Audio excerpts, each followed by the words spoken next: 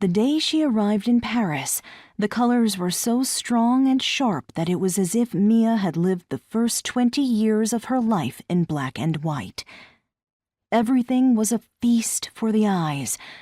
Vivid yellow ranunculus and flower shop buckets, electric orange Vespas and bistro chairs tucked under tables at each corner cafe, red metro signs at the entrances of the underground railways.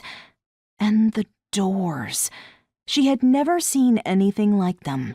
Deepest burgundies, delicious but indescribable French blues, jade greens, all worn and peeling, but so stunning she could hardly take her eyes off them. She was being driven by a young man named Luca Rossi, who worked for the House of Rousseau and had announced he would be escorting her around Paris for the foreseeable future.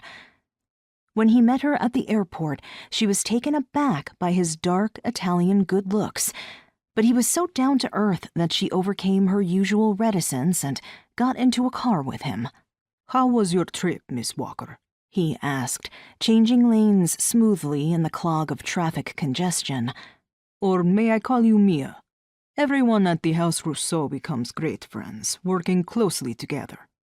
His accent was thick, but his English was impeccable. His hair, while longer than she was used to, was freshly cut. His jaw was strong and his Roman nose commanding, but it was his dark, piercing eyes that drew one in and demanded attention. "Mia's fine," she replied, trying to stay awake. "I'm sorry. I'm a little tired. I didn't sleep much on the airplane."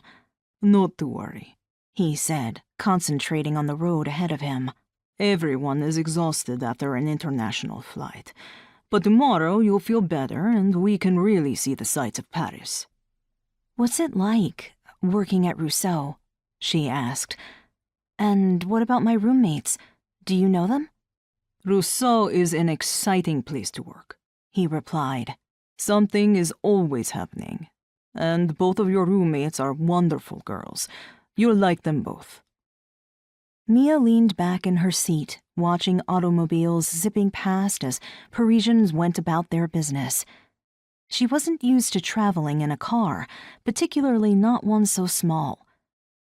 At home, she either took the bus or walked, her world limited to the apartment she had shared with her father until he passed away a few months earlier, and the bakery where she tended the counter and swept the floors.